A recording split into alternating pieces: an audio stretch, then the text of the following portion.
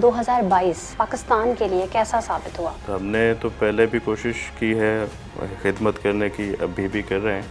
अगर शहर की हालात की बात करें तो उसके लिए हमारे सीएम साहब ने पहले भी कोशिश की। अभी हालात कुछ हुए थे मगर उसके लिए हमारी मीटिंग्स हो रही हैं, कौमी लेवल पे भी हुई है नेशनल एक्शन प्लान की।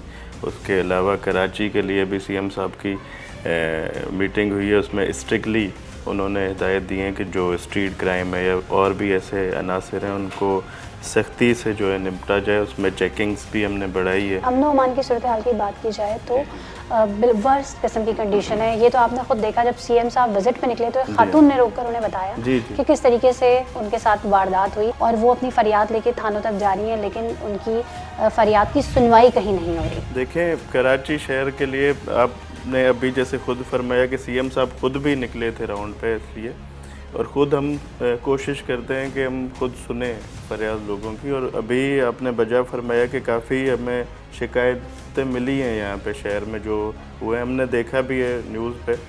तो ऐसे लोग जो हैं वो ऐसे वारदातें करते हैं मगर इंशाल्लाह उनको हम छोड़ेंगे नहीं। आप समझते हैं कि इदारों की गफलत है? नहीं, देखें, इदारे अपनी कोशिश पूरी करते हैं मगर एक हमारा शहर बड़ा है, कुछ लोग ऐसे होते हैं जो गलियों में से छुप जाते हैं। टाइमिंग्स का भी हुआ है जो रात को जल्दी बंद हो गई, उसमें हमारे मुल्क के लिए जो है सही, उसमें ताजिर बरादरी तो एहतजाज कर रही है। आज वो देखते हैं, हमने सबको कोशिश की ऑन बोर्ड लें। अब सिंध गवर्नमेंट की, अब सीएम साहब देखें क्या करते हैं। साल 2022 में सैलाब की तबाहकारियाँ भी हुई, क्या उस चीज़ को अब कवर कर चुके हैं? क्योंकि हमें बहुत ज़्यादा इमदाद भी मिली। हमारे सूबा सिंध में जो है सबसे ज़्यादा अगर काम किया है या नज़र भी आए होंगे तो वो सीएम साहब, बिलाल भुट्टो, जरदारी साहब और हमारी पाकिस्तान पीपल्स पार्टी के जितने भी एमपी एमएनएस थे वो अपने इलाकों में अपने लोगों की खिदमत में थे। अगर मैं अपनी भी बात करूं तो मैं भी अपने एरिया में तकरीबन 3 महीने तक दिन रात चला हूँ। तमाम मुतासरीन हैं, उनकी रिहेबिलिटेशन का भी काम हो रहा है, बहुत ज़बरदस्त तरीके से हुआ है और अभी तक हम कोशिश यही करते हैं। हमने कुछ दिन पहले लोगों में ब्लैंकेट्स भी दिए, उससे पहले राशन भी दिए थे, उससे पहले टेंट्स भी दिए थे। हमारी इकॉनमी तहलील हो रही है, हमारे डॉलर रुपी की पैरिटी में पाकिस्तानी रुपी तहलील हो रहा है, बल्कि हो गया है।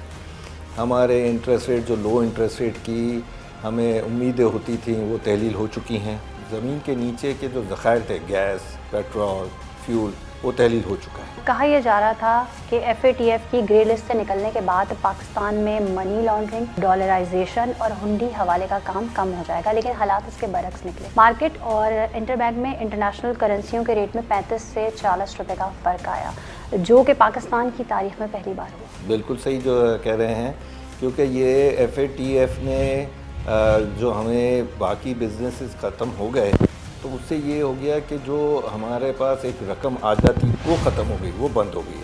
और उसके बाद ये हुआ है कि जो सख्त पॉलिसीज़ और जो इकोनॉमी का डाउनफॉल आया तो हमारे पास जो डॉलर के रिजर्व्स थे वो भी तहलील हो चुके हैं। टेक्सटाइल इंडस्ट्री की बात करें, मल्टी नेशनल कंपनियों की बात करें और बड़े बड़े कारोबारी ग्रुप्स की बात करें तो उनके लिए भी 2022 अच्छा नहीं रहा, क्या कहेंगे? सुपर टैक्स के ऊपर इतनी झगड़े हुए हैं, कोर्टों में गए हैं, स्टे मिल गया है, लेकिन आपके एक दिमाग में गवर्नमेंट का एक एटीट्यूड नज़र आ जाता है, कोई नई टैक्स लगता है तो।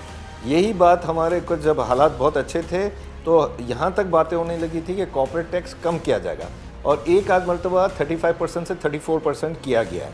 लेकिन अब जो है ये सिम्टम्स और ये पॉलिसीज़ आगे की बता रही हैं कि टैक्स बढ़ेगा, जिससे टेक्सटाइल्स वालों को बहुत मुश्किलात आएंगी और जो इंडस्ट्रीज़ जो हैं वो बाकायदा बंद हो रही हैं। ये जो मुश्किलात आ रही हैं इसीलिए आ रही हैं कि हमारा इंपोर्ट तो कम हुआ है, लेकिन इंपोर्ट हमने कम इस तरह किया है कि सब चीज़ें बंद कर दी हैं। ये अब वो हालात क्यूबा के स्टाइल पर जा रहे हैं। कुदरती आफात की बात की जाए तो पाकिस्तान को 2022 में सैलाब की तबाहकारियों का भी सामना करना पड़ा। भाई आधा सिंध डूब गया, आप देखें कि उधर का इंफ्रास्ट्रक्चर सब ख़त्म हो गया है। मुझे अफसोस ये है कि सिंध की गवर्नमेंट, बलूचिस्तान की गवर्नमेंट, इन्होंने कोई पूछा ही नहीं है। महंगाई की शरह की बात करें तो 27.3% के साथ तारीख की बुलंद तरीन सतह पर पहुँच गई। वो जो पाकिस्तान के लिए सबसे अच्छी बात होती थी कि भाई पाकिस्तान सेल्फ सफिशिएंट है, अपना खाना पीना सब कुछ कर लेगा, अब वो नहीं रही बात। महंगाई फूड की है, फिर आप ये देखें कि ये सोयाबीन नहीं आ रहा तो ये मुर्गी, अंडे, ये सब महंगे हो रहे हैं।